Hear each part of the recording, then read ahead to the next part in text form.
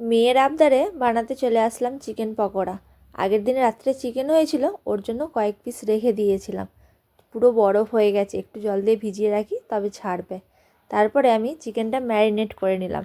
অন্য সময় চৌকো চৌকো কাটি, এবারে লম্বা লম্বা একটু কেটেছি। জানি তো মেয়ে আমার চিকেন পকোড়া পছন্দ করে, সেই জন্য চিকেন হলে 4-5 পিস রেখে দিই, যাতে ওর একটু পকোড়া হয়ে যায় পরের দিন।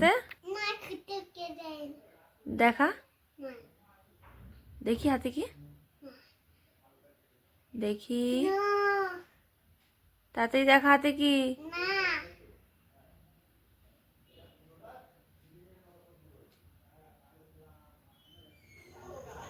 আধ ঘন্টা হয়ে গেছে ম্যারিনেট করা ছিল। আমাকে এই আধ ঘন্টা অস্থির করে মারছে, কখন ভাজবে, কখন করবে, কখন খাবো, আমাকে ভেজে দাও, আমাকে পকোড়া ভালো লাগে, ভালোবাসি, ওকে আগে ভেজে দিই, ও আগে শান্ত হোক, নাহলে আমি পাগল হয়ে যাব। চিনি ঝাল খেতে পারবে না বলে ঝাল ছাড়া সব রকম মশলা দিয়েই ওরটা ভাজা, আর তারপরে আমাদের একটু লঙ্কা দিয়ে দিচ্ছি, কারণ ঝাল ছাড়া পকোড়া আবার ভালো লাগবে না। বাড়িতে আজকাল কেউ নেই, আমি আর চিনি আছি, আমার জন্য তাই বাটিতেই চা বসিয়ে দিয়েছি। তোমার জন্য কি এনেছি দেখো,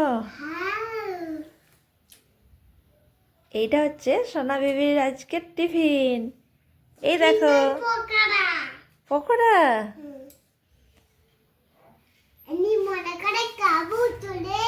হ্যাঁ, মজা করে খাবে। কেমন হয়েছে? ভালো হয়েছে খুব টেস্টি টেস্টি। তোমার জন্য তো আমি ঝাল দিইনি। এক ধ্যানে টিভি দেখে যাচ্ছে রে।